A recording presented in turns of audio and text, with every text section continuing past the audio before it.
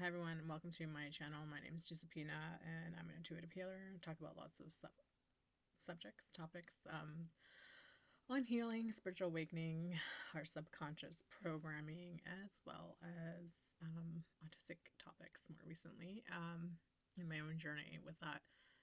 If you're new here, thank you for being here, and if you can, like and subscribe. Today I had to re-record this because the first video I recorded, I have this microphone and I don't know if I'm using it correctly because the sound is always like really weird. So I'm not using it right now. I'm just using my laptop sound. So I apologize in advance if it's not loud enough. But I just don't know. Like it's really loud and crackly. And my friend was saying something about how you shouldn't have it by your laptop because it can hear the sound. So I don't really know what to do with this thing. If anyone knows what to do to fix the sound of this, the Blue Yeti microphone, I would appreciate any tips. Okay, so today's video is about, we're recording it, but hopefully I remember everything I said, is the difference between enmeshment and true connection. And this is very important to understand the difference because oftentimes when we have enmeshment, we think that we are very deeply connected with people, but really it's not a true connection.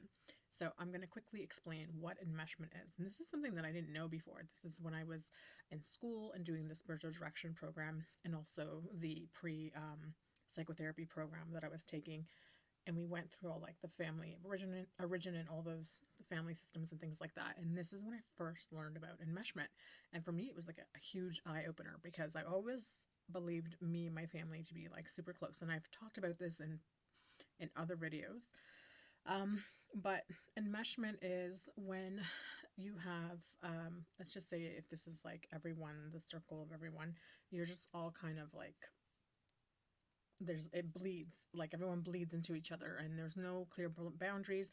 The line where I end and the other person begins is not there. And so there usually is lack of, like I said, boundaries, lack of individuation and autonomy and things like that, which is very important if you're growing up to have autonomy and to understand what that is and to know what that feels like. And so you have closeness, and oftentimes this closeness is actually as a result of like trauma bonding because you tend to have very like toxic cycles, toxic family dynamics, controlling. Um, Maybe you're punished and very severe, like, you know, dynamics and paradigms that you need to adhere to or whatever. And so through trauma bonding, there's like this closeness that you might have with like your sibling. Let's just say like, you know, you received abuse from your parents or something, or they're very controlling or very severe or very, you know, strict or whatever, insert whatever word you want here.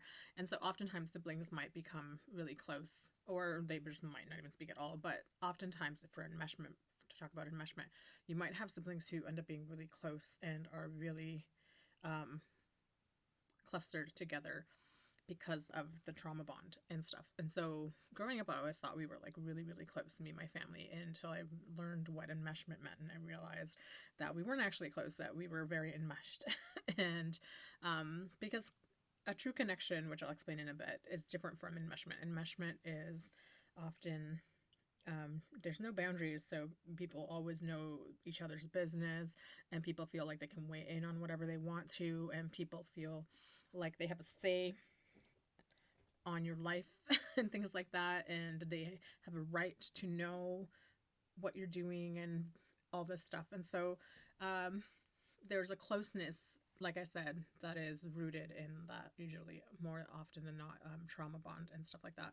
And so that isn't a true connection. It's you know, it's an enmeshment and all these blurred lines that are rooted in trauma.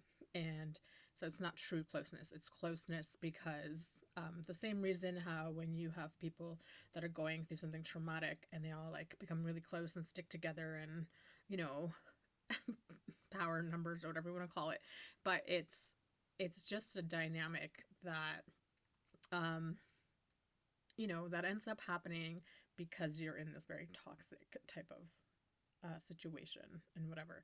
So it's not a true connection. It's not like us. It's not one rooted in safety and stuff like that. Let's talk about a true connection now. A true connection is something that is you have two autonomous people who are together like this, and they're both rooted on their own. They're not intertwined like that. And even though they might, their limbs or tree branches might intertwine here and there, they are their own solid trunks. And there's a very clear line of where I end and the other person begins. There is no blurring of lines. There is no, um, overreach and like plowing over people and this demand to like know things. And there's more respect, there's care and concern, and it's a genuine connection. It is rooted in safety, it is rooted in kindness and love and different things. And this is a true connection because you're there by choice, first of all, which is a very important thing to add. You're there by choice and free will, and also because it feels and it's freeing. That's another thing. Over there, you're not really free in an enmeshed dynamic, whereas in true connection, you are free. You're your own person, and even though you're not someone who is a half or a piece of something, you're whole. And even if we're talking about dynamics like relationship dynamics, you are two whole people on your own. You never, you know, he's my other half, and I know it's a common phrase and stuff like that, but you're two whole people on your own that choose to be in this you know thing together. Sorry, I don't know. I keep doing this motion with my hands. So essentially, a true connection is something where it's based on like it's grounded in stability and rooted in safety, and it just has a different feeling. It feels more expansive. It's open, whereas the other one is more closed off and more rigid and things like that. And so this dynamic plays out. If you're someone who is enmeshed and grew up in an enmeshed family, you might um, start to have that in your relationships. So if you grew up in that, you might tend to have very codependent and enmeshed relationships with a best friend or a partner or something like that, and you'll continue that over and over again. I definitely did. I would have that type of enmeshed dynamic with my partners, and I know like they were like very even some most of my best friends that I had were like had very narcissistic tendencies, and we had a very codependent like type of partnership, me and my ex partners and best friends, and we would just be really, really enmeshed and immersed is a better word into each other's lives, and there was no boundaries there often, and it was just almost like we belonged to one another and that was it. And it wasn't rooted in safety. It wasn't rooted in you know this place of grounded energy. Whereas like a true connection, if you have something, you realize that someone doesn't belong to you and that they're free, you're autonomous, and you choose to be there, and very clear lines defined, very clear boundaries, and you can be in a very committed, deep relationship and still have a true connection and not be enmeshed, because we don't have codependence here. We don't have overreach. We have respecting one another. We have people leaning back, and we have people asking to help and things like that. There's just a very good energy that is more reciprocal. It's more balanced, and it's more even and things like that. And so it's definitely an energy that is very different from an enmeshed energy. So that's basically the difference between what enmeshment is and what a true connection is. And so this is something that, you know, if you're someone who's always had enmeshed relationships, you might not realize that until you learn what enmeshment is, like myself. And then once you start doing healing work and start changing your programming and decide like part of that in order to have true connections with people, you have to do healing work to become autonomous on your own. And that might seem silly and be like, I am autonomous. No, because you can say you're autonomous, but autonomy is a feeling. It is an essence. It is the way you're being and stuff like that. And so if you were raised in paradigms where you weren't allowed to have a voice, you weren't allowed to have your needs met, you weren't allowed to have an opinion, but it was more maybe like a group think. And there's a lot of families that grew up like that, where they have a group think and everyone thinks this way, and you continue the pattern, like as you go on, and you do things very similar to that your parents did, and you don't realize it, and this groupthink mentality. And so there's a lot of people that continue to follow that type of paradigm. And so in order to become autonomous, you need to unplug yourself from that, and you need to become free.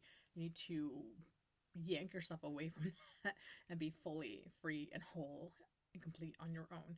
And to be autonomous means that you're not invested in the way other people are, and that you realize that other people are free as well, and that you have no say in their lives, and that that they have no bearing on your life, and that you feel good about that. You don't feel anxious, you don't feel like controlling, you don't feel like you need to step in, you feel like you are good at having your own boundaries and things like that.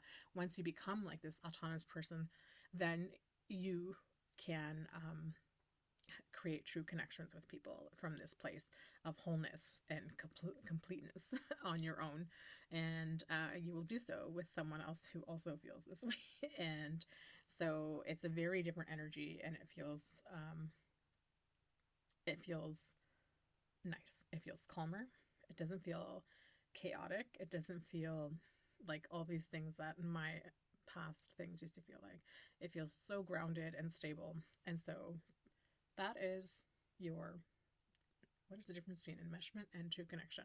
Let me know in the comments if you've had experience with this and what your thoughts on this is. If you have had enmeshment in your relationships, what that's been like for yourself, and if you've been able to change into having true connections with other people.